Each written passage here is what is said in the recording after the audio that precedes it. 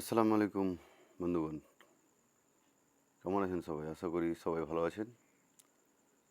আমিও আলহামদুলিল্লাহ আল্লাহর রহমতে ভালো আছি। মহান আল্লাহ সর্বকালের বা সব কিছুরই মালিক, যিনি আমাদের এই পৃথিবীতে পাঠিয়েছেন সুন্দরতম আকৃতি দিয়ে। প্রত্যেক মানুষকে আল্লাহ তাআলা নিজস্ব আকৃতি, নিজস্ব চেহারা, নিজস্ব বুদ্ধি, নিজস্ব সব কিছু দিয়েছেন। কারোর সাথে এই পৃথিবীর কারো মিল নাই। তার জন্য আমরা সেই সৃষ্টিকর্তার, সেই আল্লাহর, আর আমরা আল্লাহকে ডাকবো আল্লাহই বলে ডাকবো, অন্য কিছু না। আল্লাহ আল্লাহই। আল্লাহর সব থেকে ভালো নামের মধ্যে হচ্ছেন আল্লাহ। এই আল্লাহ আল্লাহ, তার এই নামটিকে আল্লাহ বেশি পছন্দ করেন। তো আমরা কোনো কিছু যদি চাই আল্লাহর কাছ থেকে, তো আমরা আল্লাহকে আল্লাহই বলে ডাকবো। তো আল্লাহ আমাদের এই পৃথিবীতে পাঠিয়েছেন, তার জন্য আমাদের এই সুন্দরতম আকৃতি দিয়েছেন, সুন্দর বুদ্ধি দিয়েছেন মানুষকে। তার জন্য আমরা শুকরিয়া আদায় করব, সবাই বলবো আলহামদুলিল্লাহ। আর এই পৃথিবীতে মানুষ একে অপরকে বিভিন্নভাবে কষ্ট দেয়। হোক সেটা জমির ব্যাপারে, সম্পদের ব্যাপারে, বুদ্ধির ব্যাপারে, বা আরও অন্য কিছুর ব্যাপারে একে অপরকে মানুষ প্রচুর কষ্ট দেয়। বা হোক সেটা মুখের দ্বারাতে। এই যে মুখ আমরা পেয়েছি আল্লাহর তরফ থেকে, একটা নিয়ামত, কথা বলার, আমাদের মধ্যে ভাব আদান প্রদান করার জন্য আল্লাহ তাআলা আমাদের দিয়েছেন। এই জবানটাকে আমাদের কন্ট্রোল করতে হবে। এই জবান, এর মধ্যে অনেক কিছু এমন জিনিস বের হবে, বা এমন জিনিস আমরা বলি যেগুলো অন্যের পক্ষে সহ্য করা একবারে অসহ্য হয়ে যায়। আর কোনো কিছুর বিবাদ সৃষ্টি হয় এই জবান থেকে। এই জবান থেকেই কোনো কিছুর বিবাদ সৃষ্টি হয়। আপনারা ভেবে দেখবেন, কোনো কিছু শুরুয়াত এই জবান থেকেই হয়। মারপিট বলেন, খুন খুন খারাপা বলেন, সম্পর্ক ছিন্ন বলেন, তো এই জবান থেকেই হয়। এই জুবান, এই আওয়াজ, এই মুখ আল্লাহ যে দিয়েছেন আমাদের একে অপরের আদান প্রদান করার জন্য, নাকি এক অপর থেকে দূরে সরে যাওয়ার জন্য বা দুশ্মনী করার জন্য না। তো আমরা একে অপরকে গালি দিই এমনভাবে, বিশেষ করে আমি মা বোনদের কথা বলবো। মা বোনেরা, তোমরা যে জবান গিয়ে চালাও, যেভাবে তোমরা অন্যকে গালি দাও, সেটা বিশেষ করে ছেলেদের পক্ষে সহ্য করা অসম্ভব হয়ে পড়ে। এমন গালি দেই বা এমন কথা বলে মেয়েরা, সব মেয়ে নয়, কিছু মেয়ে আছে এমন গালি দেই যে কোনো পুরুষের পক্ষে তা সহ্য করা অসম্ভব হয়ে পড়ে। তখনই সৃষ্টি হয় বিবাদ। আর শয়তান এটাই চাই। শয়তান আমাদের প্রকাশ্য শত্রু, ইবলিস, তিনি আমাদের প্রকাশ্য শত্রু। তো সে আমাদের হচ্ছে প্রকাশ্য শত্রু। শয়তানের নামটাও আজকে যেন ইজ্জত দিয়ে বাড়ালো। তো শয়তান আমাদের সবসময় ধোঁকা দেই, সবসময় আমাদের খারাপ কাজের উকসানি দেই। ইবলিস শয়তানের একটা করে আমাদের যে চেলা আমাদের কাছে লাগিয়ে রেখেছে, সে সব সময় আমাদের উস্কানিমূলক কথা দিতেই থাকে। তো আমি যেটা বলছিলাম যে এই জবানকে আমাদের কন্ট্রোল করতে হবে। বিশেষ করে মা বোনদের কথা বলছি, এই জবানটাকে কন্ট্রোল করতে হবে আপনাদের। তাহলে আপনারা অনেক গুনাহ থেকে, অনেক পাপ থেকে বাঁচতে পারবেন। আর স্বামী স্ত্রীর মধ্যে ঝামেলা বেশি হয় এই টকঝল বা এই যে কথা কাটাকাটি এই জুবানের দ্বারা হয়। তো মা বোনদের কথা আমি বলবো, আপনারা কথা বলবেন ভেবে চিন্তে বলবেন, কি বলছেন। আপনার মুখ চলবে আর ছেলেদের হাতটা চলে। এক পর্যায়ে তালাকে গিয়ে পাওয়া যায়। এরকম অনেক ঘটনা আমরা সমাজে বা নিজের আশেপাশে দেখতে পাওয়া যায়। যে এই জুবান থেকেই শুরু হয় সব কিছু। বাপ ছেলের মধ্যে, ভাই ভাইয়ের মধ্যে এই তর্কাতর্কি নিয়েই সব কিছু ঝামেলা শুরু হয়। তো আমরা এই আল্লাহ তাআলার দেওয়ায় নিয়ামতটাকে কথার ভাব প্রকাশের জন্য ব্যবহার করব, নাকি গালি দেওয়ার জন্য, না একে অপরকে ছোট করার জন্য, না একে অপরকে ঝগড়া করার জন্য, বা একে অপরের সাথে ঝগড়া করে সম্পর্ক ছিন্ন করার জন্য। তো আমরা এই জুবানটাকে কন্ট্রোল করব প্রথমে। বিশেষ করে মা বোনদের বলছি, আপনারা এই জুবানটাকে কন্ট্রোল করবেন। যে কিছু বলবেন ভেবে চিন্তে বলবেন, যে আমি কি বলতে যাচ্ছি আর কি বলছি। তাহলে আপনার মধ্যে, স্বামী স্ত্রীর মধ্যে সম্পর্কটা ভালো থাকবে। আর স্বামী স্ত্রীর মধ্যে সম্পর্ক ভালো থাকলে পরিবার ভালো থাকবে। আর সবচাইতে বড় সম্পর্ক হচ্ছে পৃথিবীর মধ্যে স্বামী স্ত্রীর সম্পর্ক। স্বামী স্ত্রী যদি ভালো থাকে তাহলে সবাই ভালো থাকবে বাড়ির মধ্যে। আর বাড়ি যদি ভালো থাকে তাহলে পরিবেশ ভালো থাকবে। পরিবেশ ভালো থাকলে দেশ ভালো থাকবে। দেশ ভালো থাকলে আপনার সব কিছু ভালো থাকবে। তো যাই হোক, এই হচ্ছে আলোচনা সংক্ষিপ্ত। আপনারা এই জুবানটাকে কন্ট্রোল করবেন, এই কন্ট্রোল করে কথা বলবেন। এটাই আমার আপনাদের কাছে আমার আবদার, অনুরোধ, রিকোয়েস্ট, যাই বলেন। তো চলেন, আলোচনা হচ্ছিল আল কোরআনের সূরা দাহর 1 থেকে 8 নম্বর আলোচনা ইতিপূর্বে হয়ে গেছে। চাইলে আপনারা ভিডিওটা আমার ভিডিও সেকশনে গিয়ে দেখতে পারেন। সেটার টাইটেল দেওয়া আছে, চাইলে আপনারা সেখানে গিয়ে দেখতে পারেন আমার চ্যানেলের ভিডিও অপশানে গিয়ে। তো আজকে এখন 9 নম্বর থেকে আলোচনা শুরু হবে ইনশাআল্লাহ। চলেন শুরু করা যাক। 9 নম্বর আয়াতে আল্লাহ তাআলা আমাদের কি বুঝিয়েছেন এবং আমরা এখান থেকে কী শিক্ষা নিতে পারি, সেই শিক্ষা নিয়ে আমাদের জীবনটাকে কোরআন মাফিক তৈরি করে, কোরআনের আলোকে তৈরি করে আমরা সেই মহান আল্লাহর নিকট্য লাভ করতে পারি। আউযুবিল্লাহি মিনাশ শাইতানির রাজিম। বিসমিল্লাহির রহমানির রহিম। পরম করুণাময় অসীম দয়ালু আল্লাহর নামে শুরু করছি। ইন্নামা নুত নুতইমুকুম লিওয়াজহিল্লাহি লা নুযীদু মিনকুম জাযাআও ওয়ালা শুকুরান। তারা বলে, শুধু আল্লাহর মুখমণ্ডল দর্শন বা সন্তুষ্টি লাভের উদ্দেশ্যে আমরা তোমাদেরকে অন্নদান করি। আমরা তোমাদের নিকট হতে প্রতিদান চাই না, কৃতজ্ঞতাও নয়। তারা বলে, শুধু আল্লাহর মুখমণ্ডল দর্শন বা সন্তুষ্টি লাভের উদ্দেশ্যে আমরা তোমাদেরকে অন্নদান করি। আমরা তোমাদের নিকট হতে প্রতিদান চাই না, কৃতজ্ঞতাও নয়। যারা নেককার বান্দা হবে, যারা আল্লাহভীরু ব্যক্তি হবে, যারা মুমিন বান্দা হবে, তারা গরিব দুস্থদের কোনো কিছু সাহায্য করে, হোক সেটা খাওয়ার বা টাকা পয়সা দিয়ে। তো তারা নিজেদের জন্য চায় না কিছু, তারা চায় আল্লাহর সন্তুষ্টি লাভের জন্য। এখানে মুমিনের চরিত্রের কথা আল্লাহ তাআলা বলছেন, যে তারা গরিব দুঃখীদের দিবে কিছু, বা মিসকিনদের বা ফকিরদের দিবে কিছু। ইতিপূর্বে যে আয়াতে বলা হচ্ছিল যে যারা মুমিন বান্দা আল্লাহভীরু ব্যক্তি, যারা কেউ কোনো দুস্থ ব্যক্তিকে, কোনো গরিব ব্যক্তিকে, কোনো অসহায় ব্যক্তিকে কিছু দান করবে, তো সেটা নিজের জন্য নয়, সেটা আল্লাহর কাছে সওয়াব পাওয়ার জন্য, আল্লাহর কাছ থেকে নেকি পাওয়ার জন্য। এই জন্য মুমিন বান্দা কোনো গরিব, কোনো দুস্থ ব্যক্তিকে কিছু দান করবে। এটাই হচ্ছে মুমিনের চরিত্র, এটাই হচ্ছে আল্লাহভীরু ব্যক্তি, আল্লাহওয়ালা বান্দাদের চরিত্রর কথা আল্লাহ তাআলা এখানে 9 নম্বরে বলছেন। আমাদের সেই চরিত্রের অধিকারী হতে হবে, যাতে আমরা কিছু দান করি তো এক হাত যে ডান হাতে দিই, তাহলে বাম হাত যাতে জানতে না পারে, এই বিষয়ে আমাদের দান করতে হবে। আমরা দান করব লোক দেখানোর জন্য না, আমরা দান করব আল্লাহর সন্তুষ্টি লাভের জন্য। আমরা লোকের বাহবাহ পেতে চাই না, আমরা দান করব লোকের বাহবাহ নিতে না। লোক যদি বাহবা বলে, এই কত বড় লোক, কত দান ব্যক্তি, এইভাবে আমরা নিব না। আমরা দান করব কিভাবে? আমরা দান করব গোপনভাবে, যাতে করে অন্য লোক বা সমাজের লোক জানতে না পারে।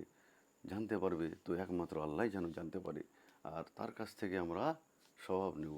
এটাই হচ্ছে মুমিনের চরিত্র, এটাই হচ্ছে আল্লাহভীরু ব্যক্তির চরিত্র। এই চরিত্র যদি হন, নিশ্চয় আপনারা আল্লাহওয়ালা লোক। তো তারপর 10 নম্বর আয়াতে আল্লাহ তাআলা বলছেন, ইন্না নাখাফু মির রাব্বিনা ইয়াওমান আবুশান কামতারিরান কামতারিরান।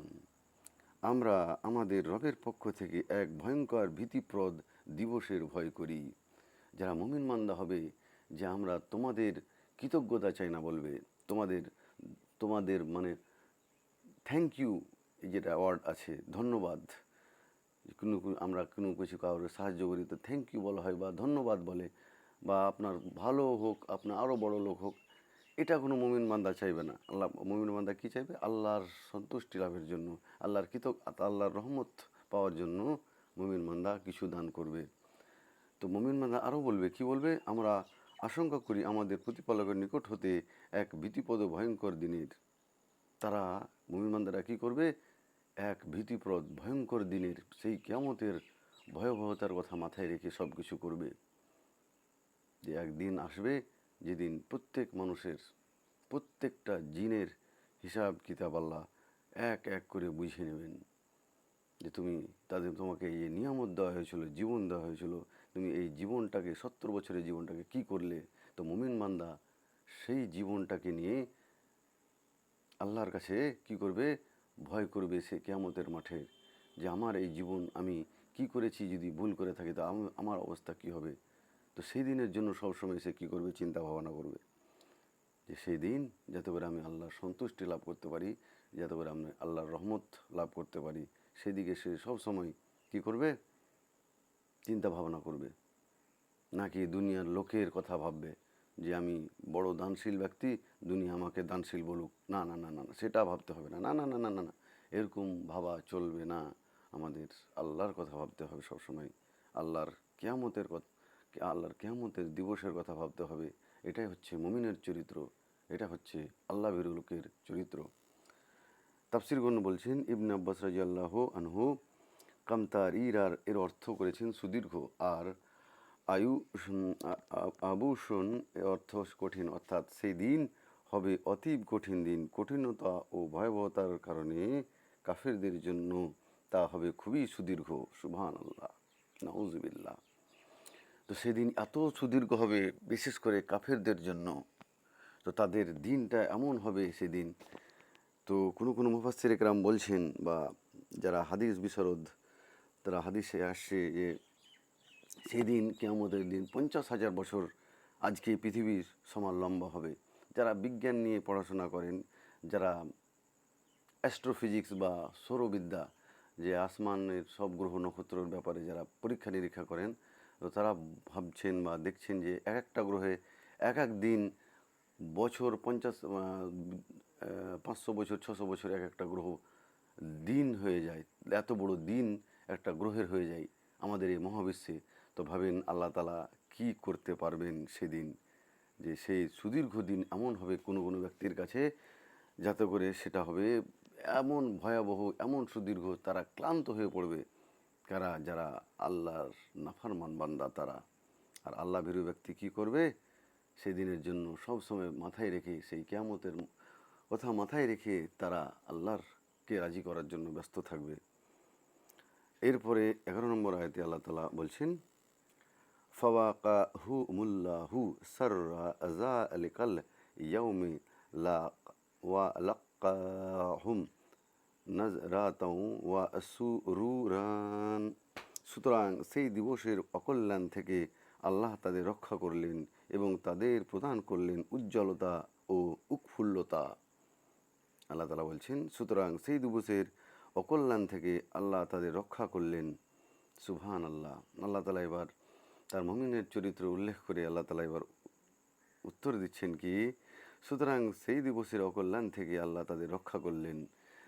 এরপরে যারা এইরকম চরিত্রের অধিকারী হবে, এই মুমিন বান্দা আল্লাহর কিছু যদি কাজ করে আল্লাহকে রাজি করার জন্য করে, সেই কিয়ামতকে ভয় করার জন্য করে, তা আল্লাহ এবার বলছেন সেই দিবসের অকল্যাণ থেকে তাদেরকে আল্লাহ রক্ষা করলেন, তাদেরকে আল্লাহ রক্ষা করবেন। আল্লাহ এখানে করলেন বলছেন, মানে করে দিয়েছেন। এমন হচ্ছে যে আল্লাহ তাআলা বলছেন যেন করে দিলেন, যেন হয়ে গেছে জান্নাত জাহান্নাম। আর অবশ্যই আল্লাহ তাআলা জান্নাত জাহান্নামে কী হবে, আমাদের প্রিয় নবী হজরত মুহাম্মদ সাল্লাল্লাহু আলাইহি সাল্লামকে দেখিয়ে দিয়েছেন। একটা কথা মাথায় রাখবেন, আমাদের জন্য সময় বাঁধা আছে, কিন্তু আল্লাহ সময় থেকে মুক্ত। আল্লাহ সময়কে সৃষ্টি করেছেন। আল্লাহ অতীত বর্তমান সব কিছুই জানেন। আমাদের কি হবে, আমাদের কি হয়েছে, আর আমাদের কি হবে বা কি হচ্ছে, সব আল্লাহ তাআলা জানেন আমাদের ব্যাপারে। তো আল্লাহ তাআলা এবার তাদের মুমিনদের বলছেন, তাদেরকে আল্লাহ রক্ষা করলেন এবং তাদের প্রদান করলেন উজ্জ্বলতা, উৎফুল্লতা। তাদেরকে উজ্জ্বলতা এবং উৎফুল্লতা, তাদেরকে উজ্জ্বলতা উৎফুল্লতা দান করলেন। পরিণামে আল্লাহ তাদেরকে রক্ষা করবেন সেদিনের অনিষ্ট হতে, সেই কিয়ামতের ভয়াবহ থেকে তাদেরকে রক্ষা করবেন আল্লাহ ভীরু ব্যক্তিদের, এবং তাদেরকে দিবেন উৎফুল্লতা ও আনন্দ। তাদেরকে উৎফুল্লতা এবং আনন্দ দিবেন। তারা কোনো কিছু যদি আমরা পাই, ভালো কিছু পাই, তো আমরা সবাইকে চিল্লিয়ে বলি, এই দেখো আমার, বা কোনো কিছু রেজাল্ট যদি আমরা খুশির পাই, পরীক্ষা দিয়ে বা কোনো কিছু যদি আমরা পাস করে নিই, বা কোনো কিছু যদি আমরা পেয়ে নিই, কোনো কাজকর্ম করে, তো আমরা কী আনন্দ হই এই পৃথিবীতে। তো ভাবেন, আপনার সারা জীবনের গুনাহ খাতা থেকে যদি আপনি বেঁচে যান, আপনার যদি নেকি ভারী হয়ে যায়, আমলনামা যদি আপনি ডান হাতে পেয়ে নেন, তাহলে সেদিন আপনার কি হবে? সেদিন আপনি হবে উজ্জ্বল মুখের এবং আনন্দে আত্মহারা হয়ে চারিদিকে সবকে বলে বেড়াবেন, এই দেখো আমার আমলনামা আমি পেয়েছি, আমি জান্নাতের অধিকারী হয়ে গেছি। তো সবাই দোয়া করবেন যাতে করে নিজের আমলনামা ডান হাতে লাগে এসে, আল্লাহ না চাক আপনাদের আমলনামা বাম হাতে লাগুক। যার আমলনামা বাম হাতে লাগবে সে সেদিন বরবাদ হয়ে যাবে, সে সেদিন শেষ হয়ে যাবে। তার আর মৃত্যু হবে না, তার আর কোনো শরমের লজ্জার কোনো ঠিকানা থাকবে না। সেদিন আপনার অবস্থা এরকম ওই লোকদের না হয়, সে ওই লোকদের হয় যেখানে আল্লাহ তাআলা বলছেন যাতে করে আল্লাহ আপনার অবস্থা সেই জান্নাতীদের মধ্যে হয়, যাতে করে আপনি সবাইকে বলতে পারেন, এই দেখো আমি জান্নাতের টিকিট পেয়ে নিয়েছি। এইভাবে আপনাদের চরিত্রের অধিকারী হতে হবে, যেভাবে আল্লাহ তাআলা এখানে এই আয়াতে কতগুলো, এই 9-10 এই আয়াতে বললেন মুমিনের চরিত্র সম্বন্ধে। তাফসীরগণ কি বলছেন দেখা যাক। যেমন সে তার অনিষ্টকে ভয় করত এবং তা হতে বাঁচার জন্য আল্লাহর আনুগত্য করত, অর্থাৎ উজ্জ্বল হবে তাদের চেহারা এবং প্রফুল্ল হবে চিত্ত। যখন মানুষের অন্তর প্রফুল্লতায় ভরে যায়, তখন তার মুখমণ্ডল আনন্দে উজ্জ্বল হয়। নবী সাল্লাল্লাহু আলাইহি সাল্লাম এর সম্পর্কে এসেছে যে, যখন তিনি কোনো বিষয়ে খুশি হতেন, তখন তার পবিত্র মুখমণ্ডল এমন উজ্জ্বল হতো যেন তা চাঁদের টুকরা। সুবহানাল্লাহ। তো মানুষ যখন আনন্দ পায় বা খুশি থাকে তখন তার চেহারা দেখবেন, বা যখন দুঃখী থাকে বা টেনশনে থাকে তখন তার চেহারা দেখবেন। যখন আনন্দ আত্মহারা হয় তখন তার চেহারা একবারে একটা একটা আলাদা একটা উজ্জ্বল তার ভাব চলে আসে। আর যখন সে কোনো কিছু দুঃখ থাকে তখন তার মুখের মধ্যে কালো একটা ছাপ থাকে।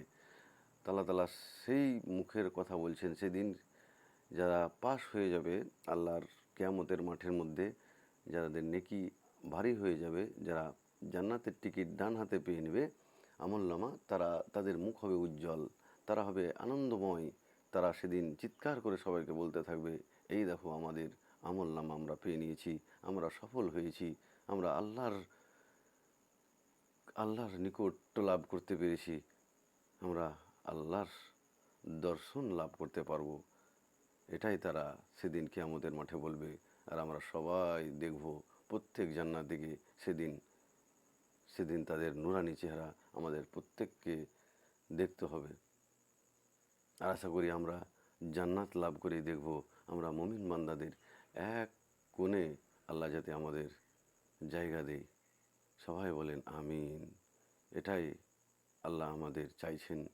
আল্লাহ আমাদের এই জন্য আমাদের পাঠিয়েছেন সর্বশ্রেষ্ঠ মাখলুকাত বলে, যাতে করে আমরা জান্নাত পেতে পারি, যাতে করে আমরা প্রিয় বান্দাদের তালিকায় নাম লেখাতে পারি।